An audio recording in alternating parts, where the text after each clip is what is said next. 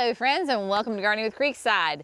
Today I am going to share with you everything you need to know about fall planting, because as I preach over and over and over again, fall is the perfect time to be adding beautiful shrubs and trees to your garden, especially if those areas are maybe a little less than a desirable location. So today what we are going to do, we are going to plant a beautiful, actually there's 5 of them, Western arborvitaes and brand new hydrangeas. We are putting these in the very back of our signature garden here at Creekside Nursery in Dallas, North Carolina. We already have some thujas growing here, some other hydrangeas, and we're just going to add it to this bed to make it better. So why do we plant in the fall? We are in North Carolina, a zone 8A, and fall is the premium time to go ahead and be planting your shrubs, your trees, and the vast majority of your perennials. That is because the temperatures have finally started to subside. It is not nearly as humid. We're getting a little bit more consistent rain. The temperatures outside are cooling down, but yet the soil is still nice and warm. And then when you pair those conditions with the right products, you are ensuring great success for those new plants going in your garden. So what we're going to do today is plant these beautiful beauties. I'm going to get into all the details in just a minute. But when you are planting, whether it is spring, summer, fall, or winter, we always use the Biotone starter fertilizer. This fertilizer is specifically for strong, healthy root growth, right? It has the mycorrhiza in it. It's got microbes in it. These are all the wonderful beneficial components that we need to add to our soil so that the roots of the plants are very happy and they have everything that they need to grow nice and strong. Because where I am in North Carolina, my main concern seasonally is the summertime with my heat and humidity. I want really strong roots so that they can handle the heat and humidity later on next year. So we always use Biotone in the hole. We are going to use the Espoma organic land and sea compost. This is a great way to add organic matter to your soil. We naturally have a lot of clay soil, so we amend. This is going to hold in the water. It's going to hold in the nutrients. So if you have sandy, loamy soil, this is going to help hold everything in. If you have compact clay soil like I typically do, then this is going to provide aeration and those nutrients to the soil. So those are the 2 big things. Amend your soil when you are planting. Compost is fantastic, and use that Biotone starter fertilizer. Now, what are we going to be talking about and putting in this garden? Well, I am so glad you asked. So we have got 4 of the brand new INCREDIBALL Storm Proof hydrangeas. This is a smooth hydrangea that is brand new from our friends at Proven Winners. Now, if you know INCREDIBALL, I love INCREDIBALL. It is amazing. I have it in my backyard. This is storm proof. Storm proof gets its name because it has very strong stems. These are not going to flop in the wind, the rain, the storms. It literally is storm proof. These are going to be hardy in zones 3 to 8. They need a minimum of 4 hours all the way up to full sun. They're going to be about 4 feet tall, 4 feet wide, which is going to be perfect in the space that we are putting them.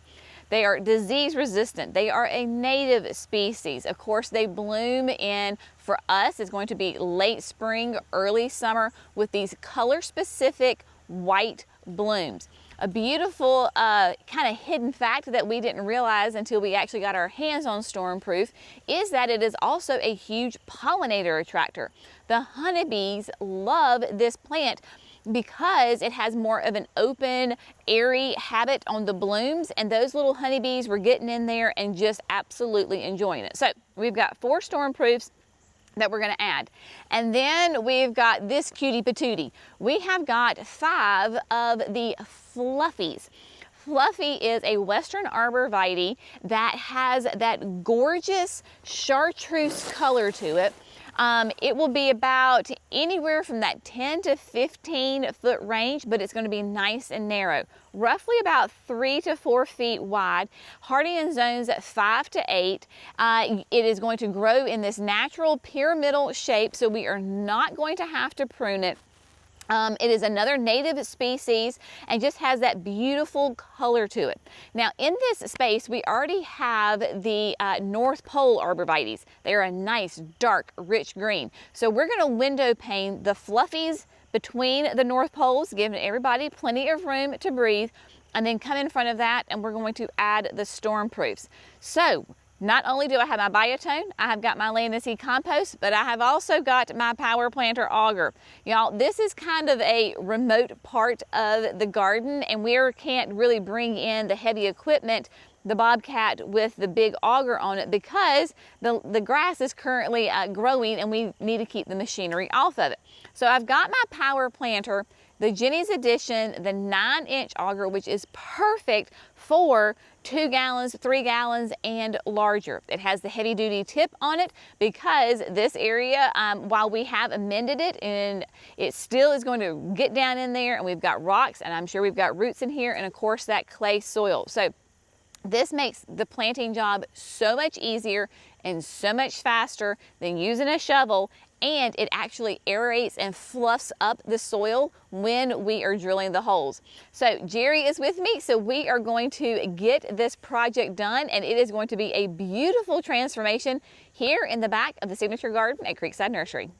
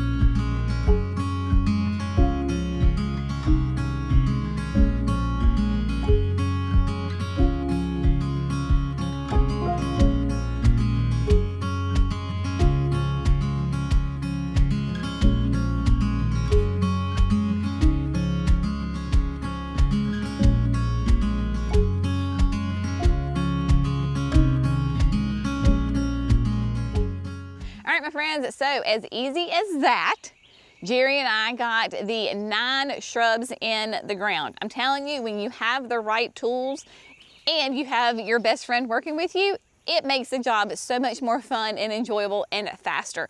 So this is what we decided to do, is what I decided to do, I should say. So if this works, I can take credit. If it doesn't work, then you can blame it on me. So of course we've got the 5 fluffies back here in the back. We window paned them between the North Poles.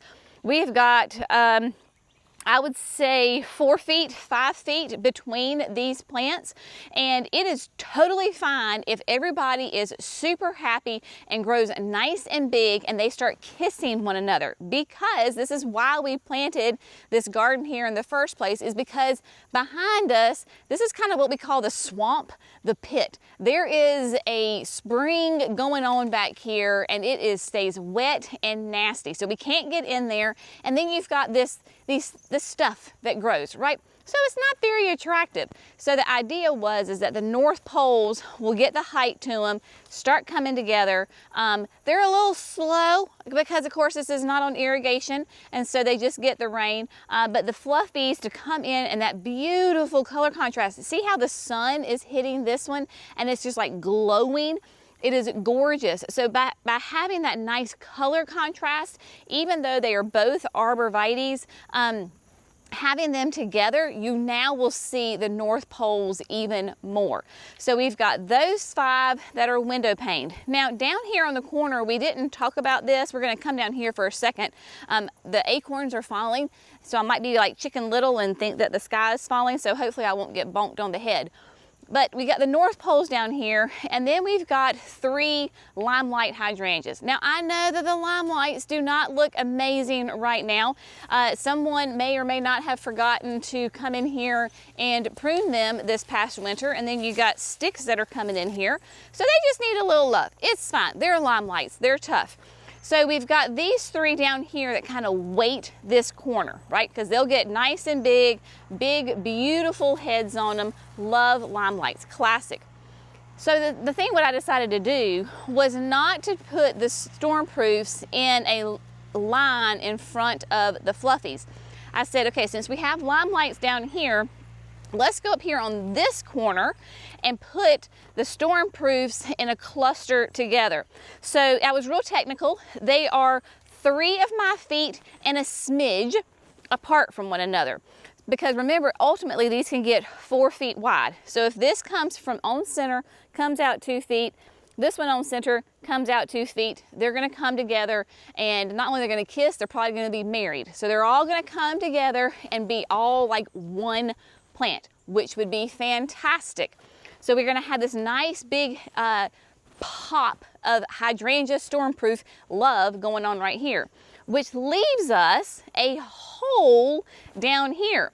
So this is where we're gonna put annuals, y'all. This is where this whole little pocket, we're gonna put some sun patience. We're gonna put probably the mini-me chartreuse coleus in here, give it a nice pop of color, because again, this is on the very back end of the signature garden.